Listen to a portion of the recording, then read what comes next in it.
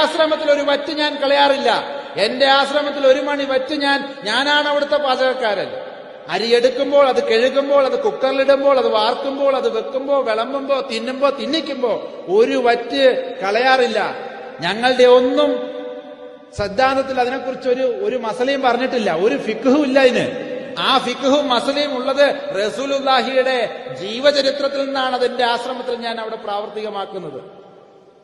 അൽഹംദുലില്ലാ, റസൂലുള്ളാഹി മരിക്കാനായ സമയത്ത് വഫാത്താകുന്നതിന് തൊട്ടു മുമ്പ് ആയിഷ റളിയല്ലാഹു അൻഹ ചോദിക്കുകയുണ്ടായി, എന്തിനാണ് അങ്ങ് എല്ലാ ഭക്ഷണ സമയത്തും ഒരു സൂചിയും വെള്ളവുമായി ജീവിച്ചത്? ഒരിക്കൽ പോലും അത് ഉപയോഗിക്കുന്നത് അള്ളാഹുവിന്റെ തിരുദൂതരെ ഞാൻ കണ്ടിട്ടില്ലല്ലോ എന്ന് ചോദിച്ചപ്പോൾ മുത്തുനബി റസൂലുള്ളാഹി പറഞ്ഞു അത്രേ, എന്റെ സൂക്ഷ്മതക്കുറവ് കൊണ്ടാണെങ്ങാനും ഒരു കഷ്ണം ഭക്ഷണത്തിന്റെ അംശം നിലത്ത് വീണിരുന്നുവെങ്കിൽ അത് ഈ സൂചി കൊണ്ട് കുത്തിയെടുത്ത് ഈ വെള്ളത്തിൽ കഴുകി ആഹരിക്കാനായിരുന്നു ആയിഷ ഞാൻ ഈ സൂക്ഷ്മത കാണിച്ചത്.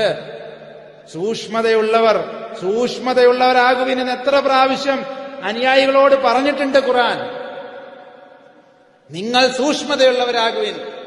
മുഹമ്മദ് നബി സല്ലല്ലാഹു അലൈഹി വസല്ലമ തങ്ങൾക്ക് ആ സൂക്ഷ്മതയുണ്ടായിരുന്നു. അദ്ദേഹത്തിന്റെ അനുയായിക്കും അത് ഉണ്ടാകണം.